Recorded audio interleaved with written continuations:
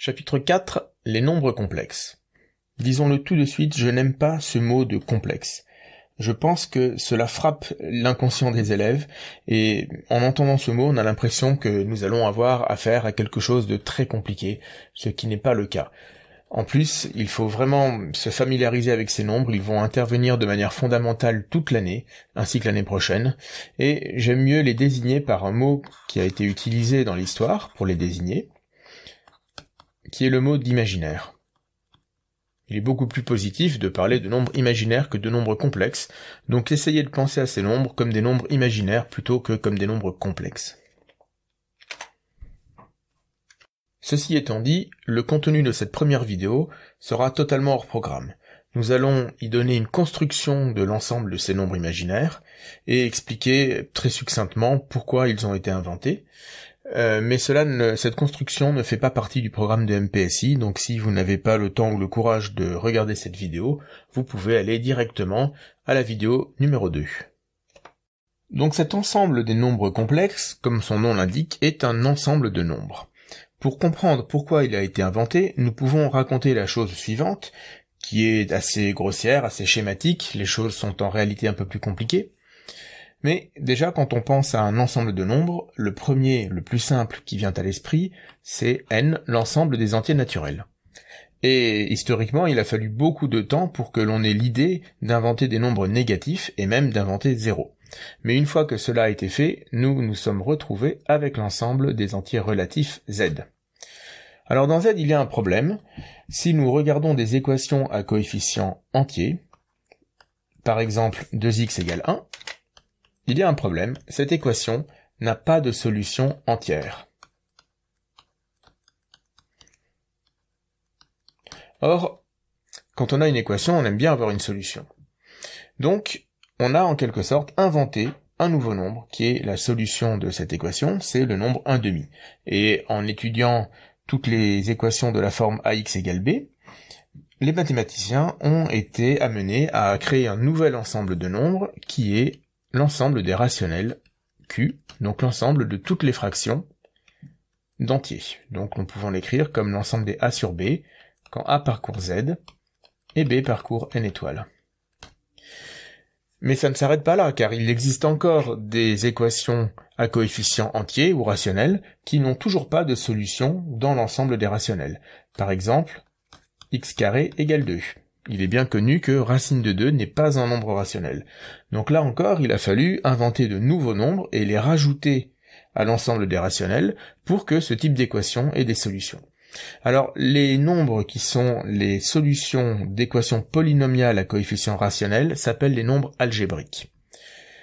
Ensuite, l'histoire est un peu plus compliquée puisque ces nombres algébriques, si on les rajoute aux nombres rationnels, cela ne donne toujours pas l'ensemble de tous les réels. Il existe des réels que l'on dit transcendants, comme E ou pi, qui ne sont pas des solutions d'équations polynomiales à coefficients rationnels. Alors, si on les a rajoutés en plus des nombres algébriques, pour créer l'ensemble R, c'est pour que cet ensemble ait une autre propriété importante en analyse, qui est la propriété de complétude. R est un ensemble complet, vous étudierez ça plus précisément en seconde année. Cela a à voir avec les limites de suite. Donc cet ensemble des réels, finalement, il est très compliqué, il a fallu beaucoup de siècles mathématiciens pour arriver à le construire. Sa construction, vous ne l'avez jamais étudié au lycée, alors même que vous manipulez des nombres réels sans arrêt. La construction de l'ensemble des nombres réels n'est pas non plus au programme en prépa. Vous pouvez tout de même l'étudier, elle est à votre portée, mais c'est quelque chose de relativement compliqué. L'ensemble des nombres réels a des propriétés sympathiques, c'est un ensemble qui est cohérent, qui est utile en l'état, mais l'histoire, là encore, ne s'arrête pas là. Nous avons la fameuse équation x carré égale moins 1, qui n'a toujours pas de solution réelle. Donc là encore, il a fallu inventer de nouveaux nombres pour avoir une solution à cette équation. Alors le nouveau nombre qui a été inventé, il s'appelle I comme imaginaire justement. Des mathématiciens de la Renaissance ont imaginé qu'il existait une solution à cette équation et l'ont appelé I. Ce nombre imaginaire n'a pas été accepté immédiatement par l'ensemble des mathématiciens, il a fallu pour cela plusieurs siècles, car pour beaucoup, cela était totalement fantaisiste. Lorsque l'on multiplie deux nombres réels, soit ils sont tous les deux positifs et donc le produit est positif, soit ils sont tous les deux négatifs et donc le produit est encore positif, donc un carré doit être positif. Donc il faut aller au-delà des nombres réels pour imaginer qu'il est possible d'obtenir un carré négatif. Il a fallu plusieurs siècles pour que l'on arrive à donner une construction satisfaisante théoriquement de l'ensemble des nombres complexes, et pour que les mathématiciens constatent que ces nombres ont une réelle utilité et peuvent avoir une existence qui tient la route. Depuis, ces nombres complexes interviennent partout en mathématiques. Nous les rencontrerons sans arrêt cette année. Ils interviennent aussi de manière cruciale en physique, en particulier en électricité, et ils font donc partie de l'ensemble des outils mathématiques modernes qui sont absolument incontournables. L'un des intérêts des nombres complexes est aussi d'avoir un lien très fort avec la géométrie dans le plan, comme nous allons le voir dans la suite du cours, alors pas dans cette vidéo, mais à partir de la deuxième vidéo, et cela fera partie d'ailleurs de ce qui est au programme.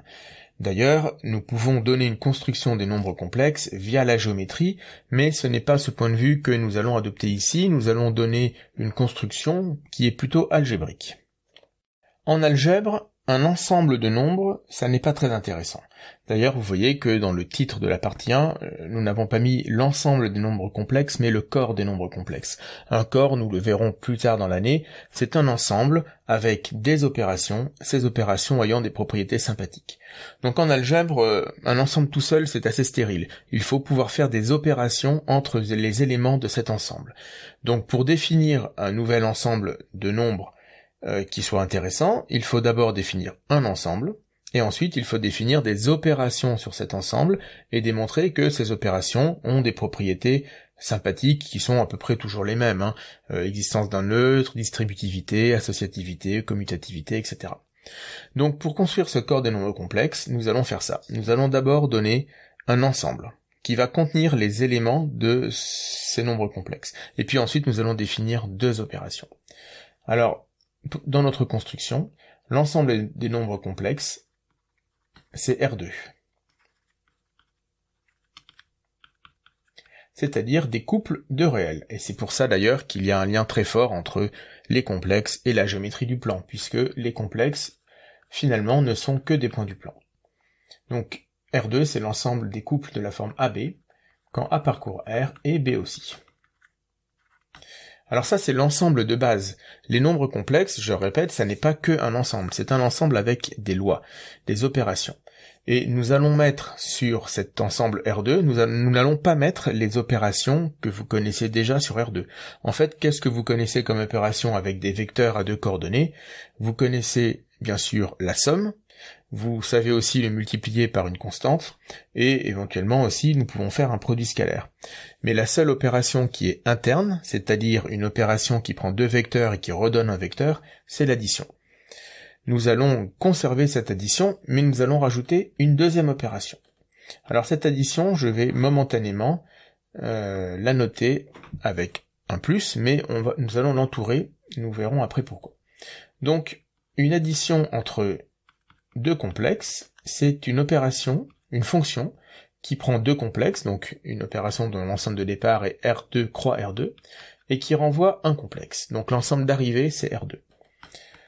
Donc à deux couples AB et CD, il faut associer un nouveau couple.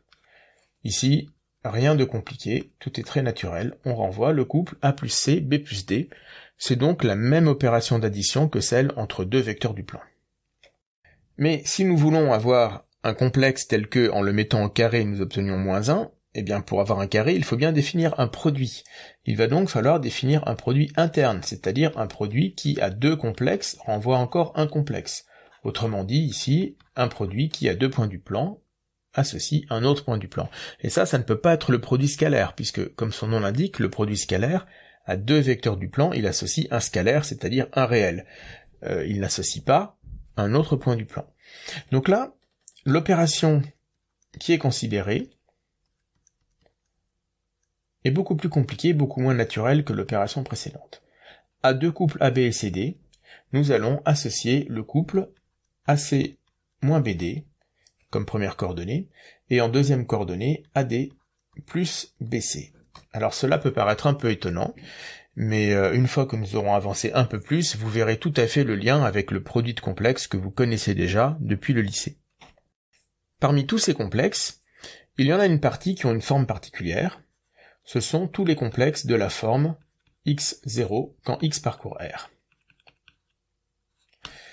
Alors, il se trouve que si je note provisoirement E cet ensemble, si je considère l'application f qui va de R dans E et qui à x associe le couple x0, cette application est ce que l'on appelle une bijection. Autrement dit, à tout réel, nous pouvons associer un unique élément de E, mais inversement, à tout élément de E, nous pouvons associer un unique réel. Il y a donc une correspondance exacte entre les éléments de R et ceux de E. Et ceci motive le raccourci suivant, enfin en tout cas l'identification suivante. D'une certaine manière, nous allons dire que E est égal à R. Alors ça n'est pas vrai en toute rigueur puisque E est une partie du plan, mais c'est l'identification qui est faite. Mais je pense que cette identification ne vous surprend pas forcément, car si l'on dessine le plan R2 et que dans R2 nous traçons l'axe des abscisses et l'axe des ordonnées, nous voyons que l'axe des abscisses est justement caractérisé par tous les points de la forme x0. Donc cet axe des abscisses, c'est E. Donc finalement, dire que E c'est R, ça n'est rien d'autre que de dire que dans l'ensemble du plan, la droite des abscisses, l'axe des abscisses est considéré comme la droite des réels. C'est cette même identification. Et donc pour bien marquer le coup, dès que nous allons avoir un complexe sous la forme x0, nous allons carrément dire qu'il est égal à x. Nous allons le noter x. En particulier, 1, c'est le couple 1, 0. Nous pouvons donc voir R comme une partie des nombres complexes, mais alors, il va se poser éventuellement un problème. Si je prends deux nombres réels et que je les additionne en tant que nombres réels, d'une part, et si d'autre part ces deux nombres réels, je dis finalement que ce sont des complexes, et que je les additionne en tant que nombres complexes, est-ce que j'obtiens la même chose? Eh bien, c'est là que c'est très intéressant, la réponse est oui. Si je veux regarder la somme 1 plus 2, mais que je considère 1 et 2 comme des complexes, en fait 1 c'est 1, 0, et 2 c'est 2, 0. L'addition entre deux complexes, j'ai décidé de la noter avec un plus entouré. Donc ici, soyons cohérents, c'est un plus entouré. J'applique la définition de ma somme plus entourée, j'obtiens 3 zéros. Mais 3 zéros, c'est 3. Et c'est 1 plus 2, donc, sans entourer le plus. Et ça, c'est vrai pour n'importe quel réel. Si vous prenez deux réels x et y, calculer x plus y en tant que réel va vous donner le même résultat que de calculer la somme de x et de y en tant que complexe. Donc, non seulement R peut être vu comme une partie des complexes, mais en plus, l'addition des complexes n'est qu'un prolongement de l'addition des réels.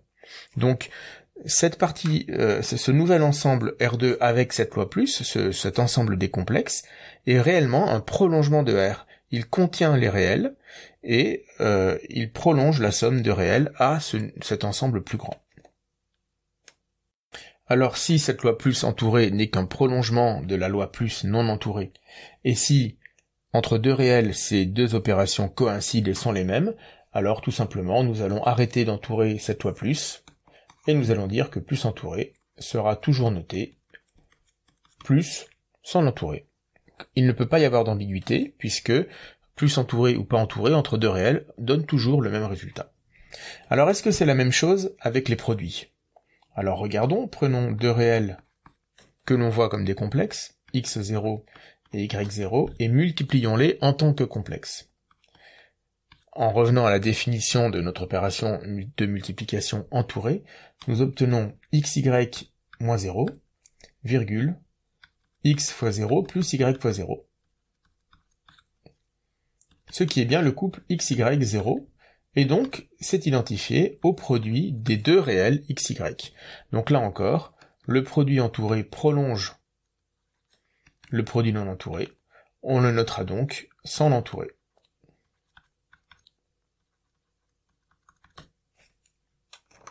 Alors si l'ensemble des complexes de la forme x0 est intéressant, est-ce qu'on peut en dire autant de l'ensemble des complexes de la forme 0x, lorsque x parcourt R.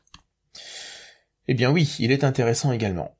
Et c'est là que nous voyons apparaître un carré négatif, car si je multiplie le complexe 0,1 par lui-même, j'obtiens 0 moins 1 fois 1, virgule, 0 fois 1 plus 1 fois 0.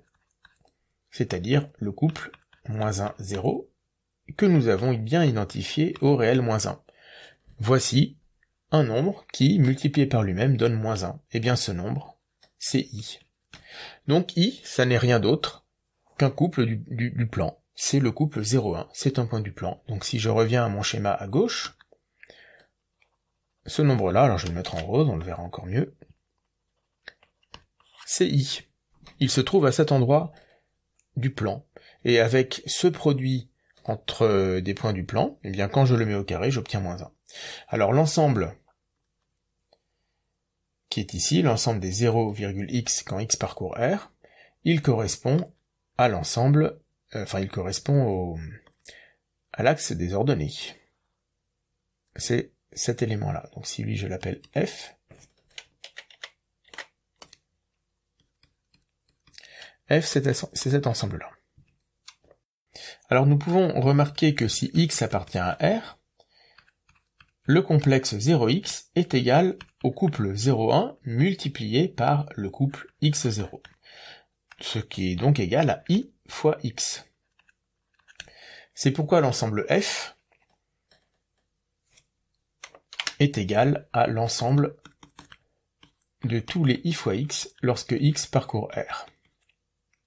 Et il est souvent noté, par conséquent, il est noté IR. IR, c'est une notation standard pour dénoter l'ensemble de tous les réels que l'on multiplie à chaque fois par i. Donc ici, F, c'est IR. Alors au lycée, vous avez vu que cet ensemble s'appelle l'ensemble des imaginaires purs. Nous y reviendrons un peu plus tard. Et pour terminer sur ce genre de considération, si maintenant je prends un complexe xy quelconque, je peux donc le décomposer comme le complexe x0 plus le complexe 0y. Le complexe x0, nous avons décidé de l'appeler x, et le complexe 0y, nous venons de voir qu'il est égal à i fois y. Et voici pourquoi les complexes s'écrivent tous sous la forme un réel plus i fois un réel. Donc au bout du compte, C, c'est plus qu'un ensemble. Le corps des nombres complexes, c'est un ensemble qui se note C,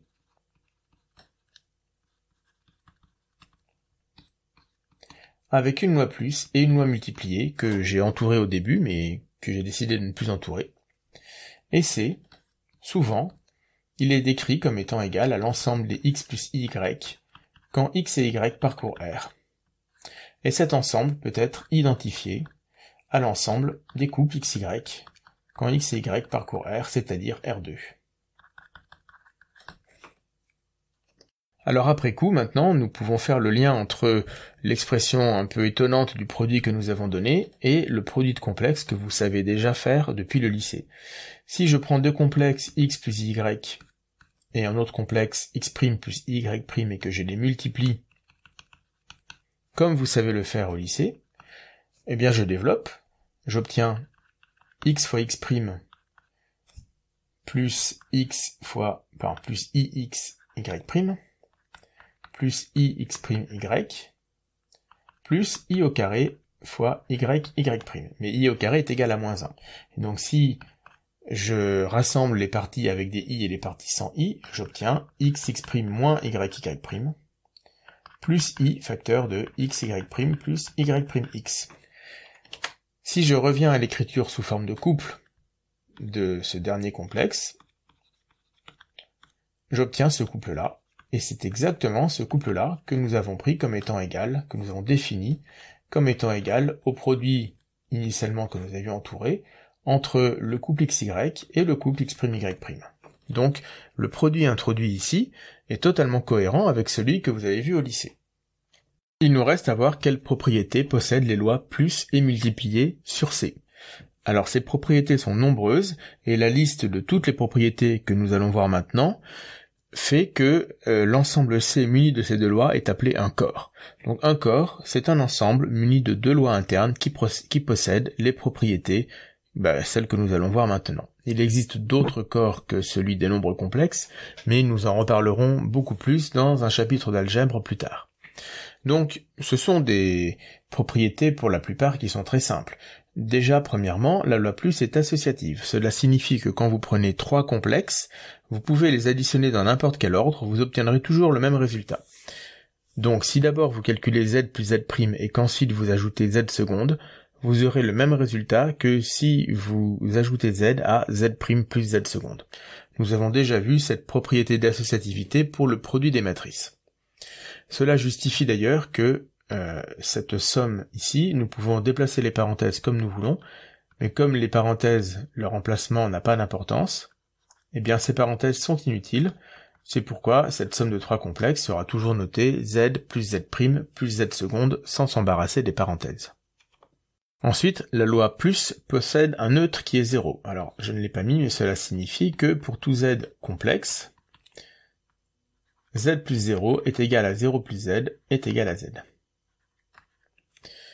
Je vais changer un peu les couleurs pour que les choses soient un peu plus claires. Troisièmement, la loi plus est commutative. Pour tout complexe z et z', z plus z' est égal à z' plus z.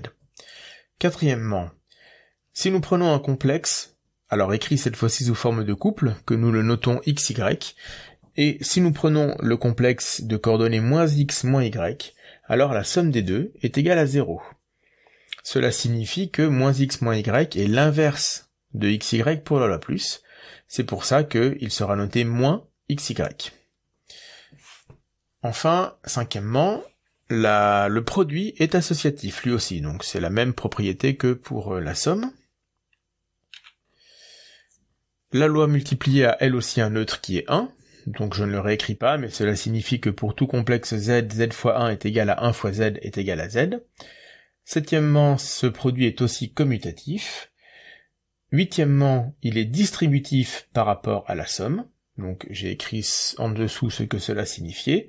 Quand vous faites la somme de deux complexes et que vous multipliez cela par un complexe, vous pouvez tout développer. Donc vous connaissez déjà cette propriété.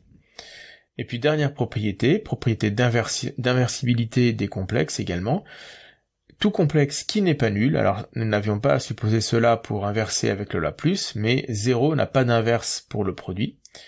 Par contre, les autres complexes non nuls ont toujours un inverse. Alors, je précise tout de même que dire qu'un complexe est inversible pour le produit, un complexe z, cela signifie qu'il existe un autre complexe z', tel que z fois z' est égal à 1. Donc évidemment, 0 ne peut pas avoir d'inverse puisqu'il est impossible de trouver un complexe z' tel que 0 fois z' soit égal à 1. D'ailleurs, j'aurais pu le mettre dans la liste des propriétés, mais pour tout complexe, alors je vais la rajouter ici, pour tout complexe z, 0 fois z est égal à 0. Bon, je ne vais pas l'écrire, mais c'est une propriété qui est vraie. Donc si nous prenons un complexe xy non nul, il admet un inverse, et cet inverse c'est le complexe qui est écrit ici, c'est x divisé par x2 plus y2, et en deuxième coordonnée, moins y sur x2 plus y2. Donc cela se vérifie, si vous faites le produit des deux, vous obtiendrez 1. Donc si xy s'appelle z, alors son inverse est noté 1 sur z ou z-1. Vous remarquerez dans ces propriétés qu'il y a beaucoup de similitudes avec ce que nous avons dit sur les matrices. Lorsque nous avons défini la notion de matrice inversible, eh bien cela est très proche de l'inverse d'un complexe pour le produit. Lorsque nous avons une matrice inversible grand A, son inverse est noté A puissance moins 1. Pareil ici pour un complexe. Par contre, ce qui existe pour les réels ou les complexes, ce sont des fractions. Cela n'existe pas pour les matrices. Donc attention, si vous avez une matrice grand A inversible, 1 sur grand A n'a absolument aucun sens. Toutes ces propriétés se démontrent à partir des définitions de la loi plus et de la loi multipliée que nous avons données au début de cette construction. En général, les démonstrations d'algèbre pour ce type de propriétés sont plutôt simples à démontrer, mais elles ne sont absolument pas rigolotes. C'est vraiment très rébarbatif, il faut introduire plein d'objets et puis faire du calcul sans grand intérêt. Donc je vais uniquement démontrer le point numéro 5. Je vous laisserai faire les autres. Donc le point numéro 5, c'est l'associativité du produit. Donc pour le démontrer, nous allons revenir à la définition de la loi produit, et il va nous falloir utiliser 3 complexes. Donc je vais définir 3 complexes, et à chaque fois, je les note comme un couple. Donc xy, x'y', et x seconde, y seconde. Et puis je vais calculer le produit des deux premiers. Donc nous savons que zz' par définition, c'est le couple xx' moins yy', virgule, xy' plus x'y. Et maintenant, ce produit zz', je vais le multiplier par z seconde. Alors c'est là que ça devient vraiment pas très intéressant. Donc il va falloir multiplier le couple de cette ligne par le couple x seconde, y seconde. Donc par définition, nous allons obtenir xx' moins yy' fois x seconde, moins xy' plus y'x fois y seconde. Ça, c'est pour la première coordonnée. Pour la deuxième coordonnée, nous allons avoir xx' moins y'y' fois x seconde, plus xy' plus x'y fois x seconde. D'autre part, je vais calculer z fois z' z seconde en déplaçant les parenthèses. Alors je ne fais pas tout le détail, cela est donc égal au couple xy fois le couple x' x seconde moins y' y seconde, virgule, x' y seconde plus x seconde y'. Si je développe tout, j'obtiens donc x fois x' x seconde moins y' y seconde, moins y fois x' y seconde plus x seconde y', ça c'est pour la première coordonnée, et donc virgule, x fois x' y seconde plus x seconde y', plus y fois x' x seconde moins y' y seconde. Bon, alors il ne reste plus qu'à tout développer. On développe tout. Et d'ailleurs, nous pouvons aussi revenir au calcul précédent ici et tout développer. On développe tout. Et après avoir développé les deux, on constate que nous obtenons la même chose. Je vous laisse écrire le détail qui, je crois, est d'ailleurs écrit dans le PDF.